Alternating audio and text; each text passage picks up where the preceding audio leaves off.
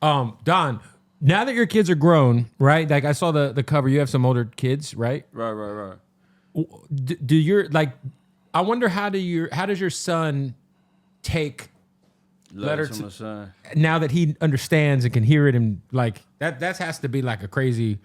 Yeah, we had a conversation, maybe like middle last year. I would like to say, I try to, I try to make my kids comfortable enough to talk to me about any and everything.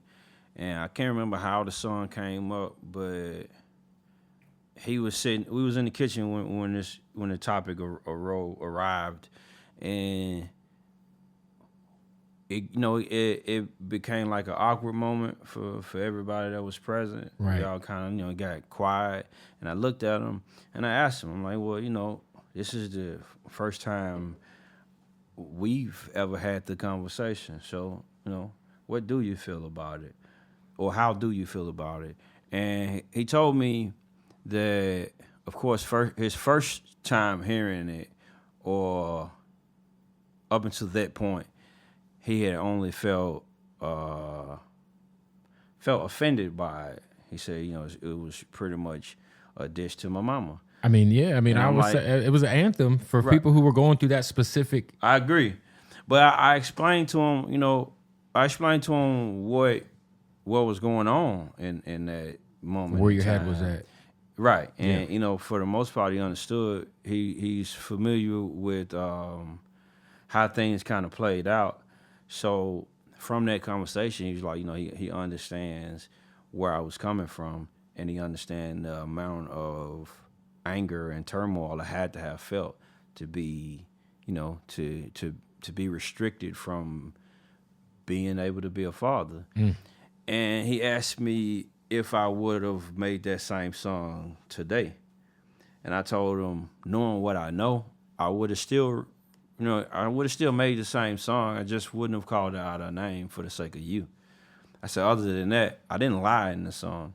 None of it was fictitious. I said, I didn't make it up. So, if telling the truth ruffled feathers, then so be it. But, look at where we were and look at where we are now. Yeah. And, even now in my music, I can't help but be honest that, in most cases, that's my therapy.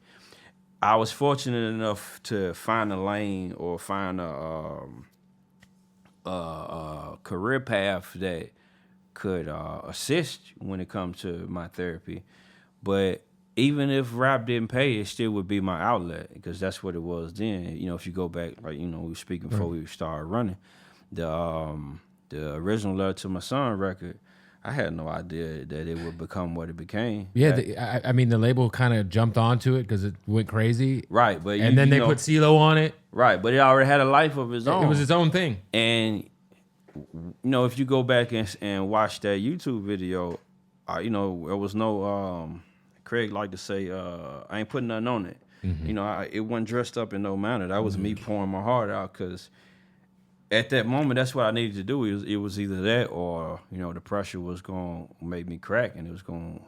Now, I don't know where it would have went if I didn't have music as an outlet. Do you guys? Because I feel like what y'all's superpower is, obviously you guys have such a great chemistry together, but you guys are also like, besides being elite MCs, I appreciate it. you guys are very, very you guys aren't afraid to be vulnerable on records. You know what I'm saying? True that. I feel like a lot of artists these days, like the younger generation at least, might be a little more hesitant to be vulnerable because they're worried about what people think about them. You know what I'm saying? I feel like you guys, that's where you guys thrive, is like being vulnerable and talking about shit that like grown motherfuckers can relate to. You know what I'm saying? Like how you guys have to, I can imagine between the two of you guys, when your fans come up to you, it's like the conversation's got to be different when someone says like, yo, you got me through this, or this verse. No doubt. Yeah. No doubt. I think that's the driving force, is the reaction that people have to it, as much as it's therapy, as much as it, I think, helps us as individuals, as artists, to just express ourselves. The fact that it has that reach or that appeal or that effect on people, because at meet and greets and passing in traffic, like, you'd be surprised at things that people share in terms of their experiences, or how the impact of something in the music. Right. And to us, it may have just been something to express in that moment. But I mean, I've had people explain that how the music saved their life or they went through some extremely trying times. I've had people going through like being hospitalized, dealing with cancer treatments. I listened to your music at every chemo treatment until it improved, and that was the only thing that gave me like some sense of like peace or solace or otherwise. And that's deep. Because I always ask, like, what song was it? What were you listening to? Just because, and it's almost always surprising. You know, it's just something there. But as far as the vulnerability, I think that's something that rap especially is very, very shy of, and that's like humanity.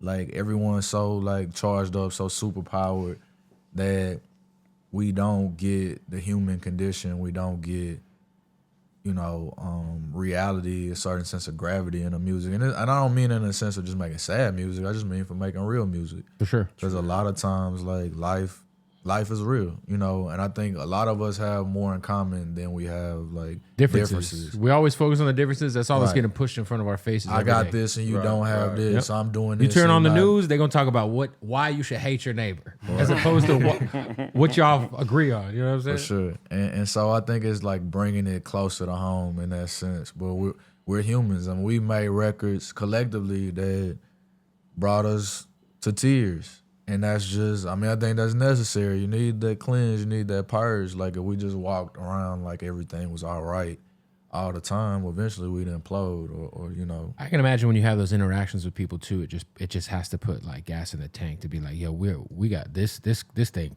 This is this is touching people's lives. It's like, worth it reminds me that it's worth doing.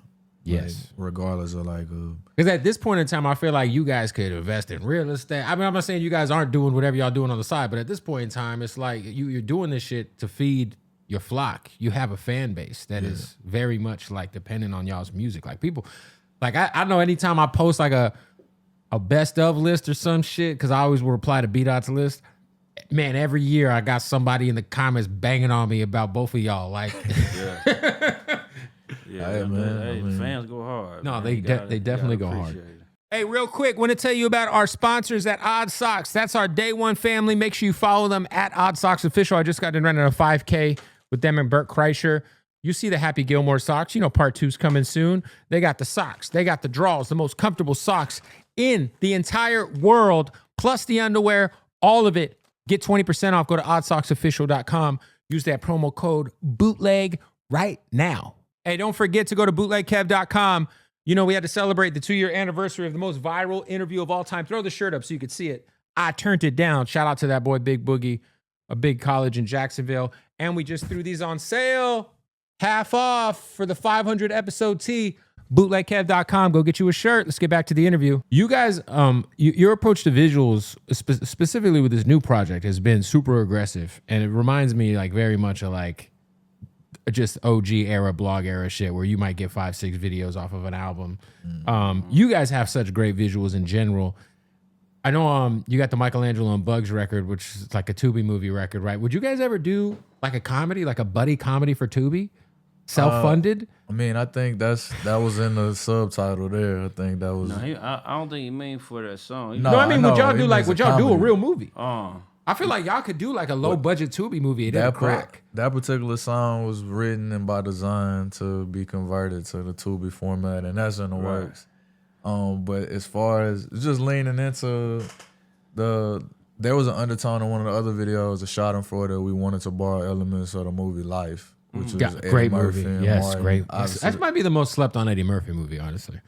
The Step Brothers brand at large was derived from a buddy. This is very much the Wedding Crashers vibe with the artwork. Yeah, we have a song called Wedding Crashers on the deluxe, but the cover was actually from the job interview scene in Step Brothers when they were waiting in the lobby, and it was just like, why do you wear tuxedos to a job interview, kind of thing. But yeah, I mean, we just leaning into the whole tandem vibe, and even with this one, we were just influences of even the Hoop Dreams record on the deluxe is, you know, two main characters, like you said, a buddy film, if you will.